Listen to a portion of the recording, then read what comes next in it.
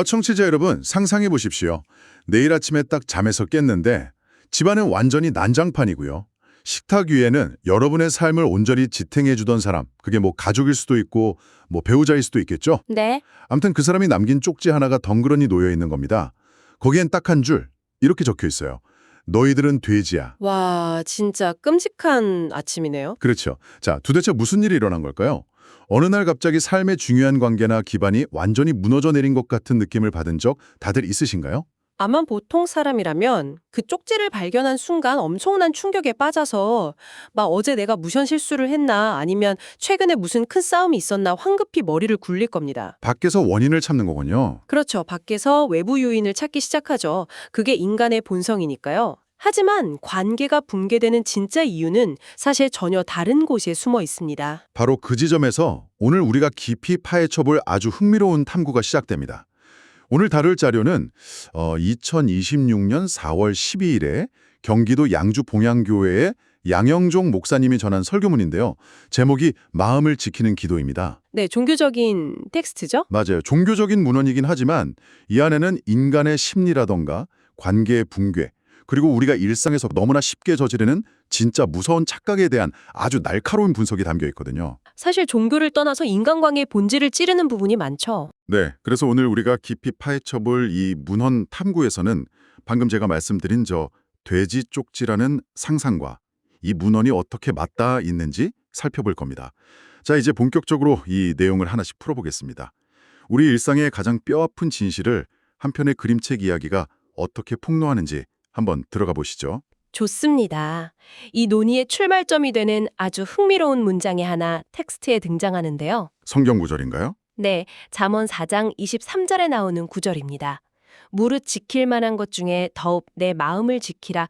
생명의 근원이 이에서 남이니라. 보통 사람들은 삶의 위기가 오면 내 통장 잔고를 지키거나 아니면 직장 커리어를 지키려고 하죠. 맞아요. 겉으로 보이는 내 평판을 방어하려고 하잖아요. 하지만 이 텍스트의 전제는 모든 무너짐의 시작점이 외부의 환경이나 상황이 아니라 결코 밖이 아니라 바로 마음이라고 못 받고 있습니다. 무너짐은 마음에서 시작된다. 사실 그렇게 들으면 약간 모호하긴 해요. 그런가요? 네, 왜냐하면 보통 현대인들이 마음을 지킨다고 하면 그냥 스트레스 덜 받게 마인드 컨트롤을 한다거나 오늘 하루 우울하지 않게 긍정적인 생각만 해야지? 약간 이런 식의 개인적인 감정 차원으로 접근하지 않나요? 그게 아주 보편적인 오해입니다. 여기서 전문가의 시각으로 조금 분석을 해보자면 이 맥락에서 말하는 마음은 단순히 그날그날의 기분이나 감정 상태를 의미하는 게 아니거든요. 그럼 뭔가요? 여기서의 마음은 인간관계를 결정짓는 가장 핵심적인 태도, 즉 타인에 대한 존중과 사랑을 아우르는 어떤 관계의 무게중심을 의미합니다. 관계의 중심점이군요. 네, 그러니까 겉으로 드러나는 관계의 형태가 깨지기 훨씬 이전에 보이지 않는 내면에서 이 존중이라는 기둥이 먼저 무너져 내린다는 게 이 문헌의 핵심 전제인 거죠. 잠깐만요. 비유를 하자면 집안이 약해진 건물 같은 거네요. 겉보기엔 진짜 멀쩡한 건물인데 기초 집안에 금이 가기 시작하면 어느 순간 쾅 하고 주저앉잖아요. 정합합니다. 하지만 솔직히 인간의 본성은 현실에서 문제가 터졌을 때 내 마음의 문제보다는 당장 눈에 보이는 외부 요인을 먼저 탓하고 싶어 하지 않나요? 아까 말씀하신 것처럼요. 맞아요. 예를 들면 사업이 어려워지면 요즘 경기가 너무 안 좋아서 그래 이러고 부부싸움을 하면 네가 먼저 내 신경을 긁었잖아 이렇게 말하죠. 내가 상대방에 대한 존중을 잃어버렸다고 스스로 인정하는 사람은 거의 없거든요. 여기서 정말 흥미로운 지점은 바로 그 착각입니다. 내 마음의 문제를 직면하는 건 엄청나게 고통스럽고 또 그 붕괴의 책임을 전적으로 내가 져야 한다는 뜻이잖아요. 그렇죠. 뼈아픈 일이죠. 그러니까 외부 환경이나 다른 사람을 탓하는 게 심리적으로 훨씬 안전한 도피처가 되는 거죠. 하지만 외령이 멀쩡하게 유지되고 있다고 해서 내부도 안전할 것이라고 믿는 건 대단히 위험한 인지적 오류입니다. 겉으로는 별 사고 없이 굴러가니까 내 마음속에서 존중이 서서히 증발하고 있다는 사실을 아예 감지조차 못하는 거군요. 네, 그리고 이 설교문이 그 착각을 아주 기막히게 깨기 위해서 우리가 잘 아는 이야기 하나를 끌어옵니다. 제가 오프닝에서 던졌던 그 질문이네요. 네, 맞습니다. 앤서니 브라운의 돼지책 예화죠. 와, 돼지책. 청취자 여러분 중에도 아마 아이 키우시는 분들은 수십 번은 읽어보셨을 텐데요. 그 동화책 보면 아빠와 두 아들이 나오잖아요. 겉보기엔 정말 아무 문제가 없어요. 아주 중요한 회사에 다니고 두 아들은 아주 중요한 학교에 다닙니다. 집에 오면 엄마가 완벽하게 세팅해 놓은 따뜻한 밥을 먹고 그냥 소파에 누워서 텔레비전만 봐요. 엄마 혼자서 다 하잖아요. 맞아요. 묵묵히 혼자 밥 짓고 청소하고 다림질을 전부 감당하는데 이 세 남자는 엄마의 헌신을 그냥 들이마시는 공기처럼 완전 당연한 걸로 여겨요. 전혀 존중하지 않죠. 여기서 심리적으로 주목해야 할 부분이 있는데요. 이 아빠와 아들들이 막 의도적으로 엄마를 괴롭히려는 악당이나 소시오패스가 아니라는 점입니다. 아, 일부러 그러는 건 아니다. 네, 그들은 단지 아주 깊게 습관화된 것뿐이에요. 인간의 뇌라는 게 지속적으로 주어지는 자극을 결국 배경소음처럼 필터링해버리는 경향이 있거든요. 매일 밥이 제때 나오고 집이 깨끗하니까 그 뒤에 있는 희생을 지각하는 감각이 마비된 거군요. 그렇죠. 타인의 엄청난 노동과 희생을 못 보는 거죠. 그러다 결국 반전이 일어나잖아요. 어느 날 엄마가 너희들은 돼지야 라는 메모만 딱 남기고 사라집니다. 그리고 집은 진짜 돼지우리처럼 변하고 가정의 질서가 완전히 붕괴되죠. 네, 아주 충격적인 결말이죠. 여기서 정말 흥미로워지는 부분이 있어요.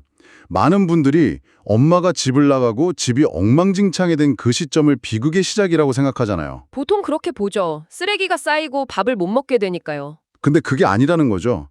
자료의 디테일을 보면 물리적인 집구석이 망가진 게 비극의 시작이 아니라 이미 그 전에 엄마의 마음이 무너진 것. 그게 진짜 비극의 시작이었던 거잖아요.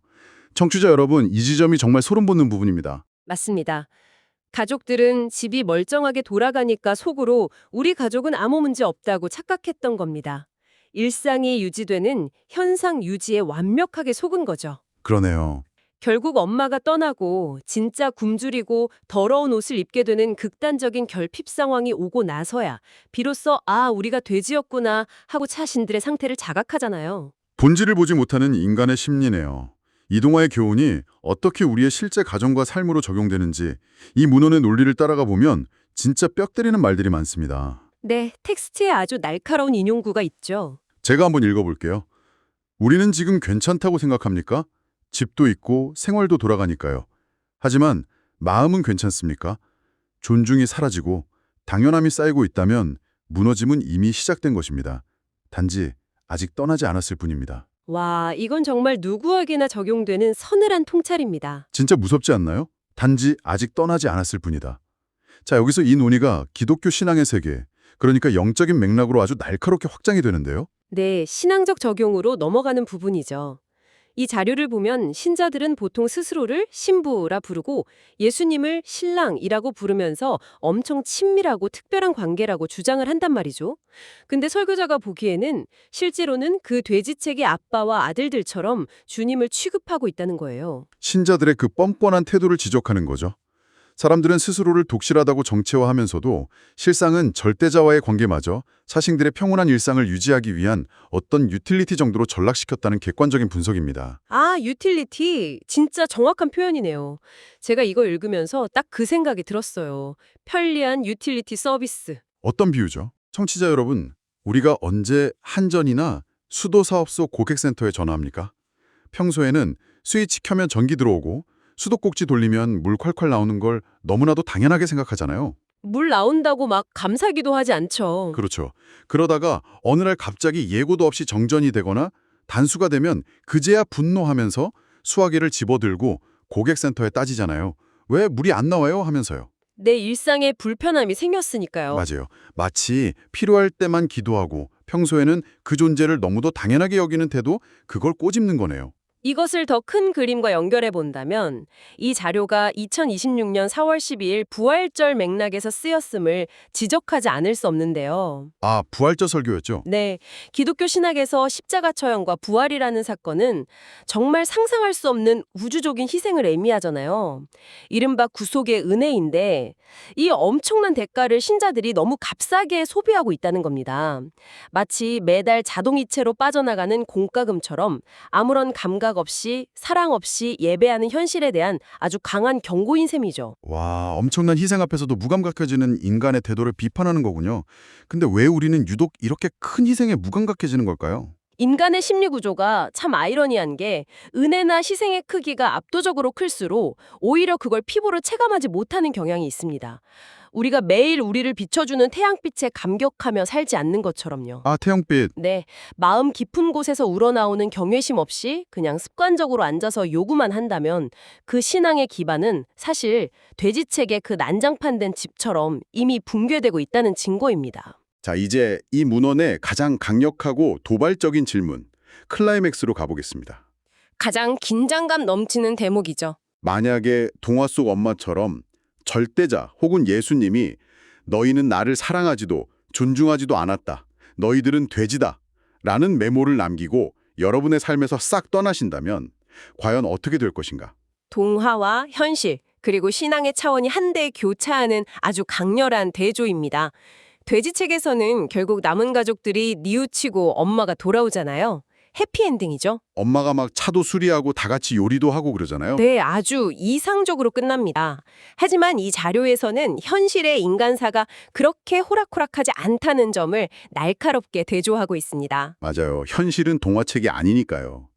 일상에서 상대를 한없이 당연시하다가 결국 이혼 소송으로 가거나 서로 폭력을 휘두르고 영영 회복 불능의 결말을 맞이하는 가정이 얼마나 많습니까? 화자는 바로 그 지점을 파고듭니다. 현실의 수많은 가정이 끔찍한 파국을 맞는다는 사실을 짚어내면서 하물며 인간 생명의 근원이라 믿는 절대자가 떠나가는 상황이라면 어떨지 묻는 거죠. 텍스는 그것을 관계의 단절을 넘어서는 절망적인 지옥 그 자체로 규정합니다. 절망적인 지옥이요? 그렇다면 이렇게 무서운 시나리오를 굳이 꺼내드는 이유가 대체 뭘까요? 그냥 단순히 겁을 주려는 건 아닐 텐데요. 이 날카로운 대조의 목적은요. 청취자, 즉 신자들을 철저한 직면으로 이끌기 위함입니다. 직면이요? confrontation. 네. 인간은 웬만한 자극으로는 자기 정당화의 방어 기제를 허물지 않거든요. 그러니까 막연하게 언젠가 다 좋아질 겁니다라는 값싼 위로 대신에 회복 불가능한 절망에 빠지기 전에 지금 당장 거울로 자기 민낯을 보라고 압박하는 장치입니다. 내가 절대자 위에 주인처럼 군림하고 있는 건 아닌지 묵묵한 침묵 속에서 자신을 돌아보게 만드는 거군요. 그렇죠. 내 이기적인 일상을 유지하려고 누군가의 희생을 뻔뻔하게 배터리처럼 쓰고 있는 건 아닌지 스스로 묻게 하는 겁니다. 이 자료의 마지막 결단 부분을 보면 그 의도가 명확해집니다. 화자가 이렇게 고백하거든요. 저는 제 마음을 지키지 않았습니다. 모든 것을 당연하게 여겼습니다. 이제 돌아가겠습니다. 제 마음을 지키겠습니다. 아주 능동적인 선언이죠. 네, 결국 마음을 지키는 것은 잃어버린 존중과 사랑을 회복하는 적극적인 행위임을 명확히 정리해주고 있어요. 그냥 가만히 명상하는 수동적인 게 아니라요. 자신의 기분을 보호하는 방어적인 개념이 전혀 아니라는 점이 다시 한번 강조되는 대목입니다. 자, 청취자 여러분. 그렇다면 이 모든 것이 우리에게 어떤 의미를 가질까요? 종교적인 배경을 떠나서라도 이 문헌이 보여주는 마음을 지킨다는 것의 본질은 확실합니다. 우리가 매일 맺고 있는 관계 속에서 서로에 대한 존중, 그리고 당연시하지 않음을 지켜내는 것. 그게 핵심이겠죠. 맞습니다. 상대방의 헌신을 나의 당연한 권리나 배경막처럼 여기기 시작할 때 붕괴의 타이머는 이미 째깍거리기 시작한 거니까요. 떠나간 뒤에 쓰레기 더미 위에서 후회하는 건 너무 늦다는 거죠. 자, 그래서 오늘 탐구를 마치며 여러분이 방송이 끝난 후에도 스스로 곱씹어 볼 수 있도록 도발적인 질문을 하나 던지고 싶습니다. 네. 지금 여러분의 삶을 묵묵히 지탱해주고 있는 그 무언가 혹은 누군가를 떠올려 보십시오. 그것이 늘 곁에 있는 가족일 수도 있고 여러분 내면의 핵심 가치일 수도 있고 아니면 영적인 기반일 수도 있습니다. 네, 각자 다를 수 있죠. 만약 내일 아침 그 존재가 식탁 위에 작은 메모 하나를 남기고 영영 사라진다면 그 메모에는 과연 어떤 말이 적혀 있을까요? 정말 많은 생각을 하게 만드는 질문이네요. 늦기 전에 오늘 여러분의 그 마음을 꼭 지켜내시길 바랍니다. 배움을 멈추지 않는 여러분, 오늘의 깊이 있는 탐구는 여기까지입니다. 다음 시간에도 흥미로운 자료로 찾아뵙겠습니다.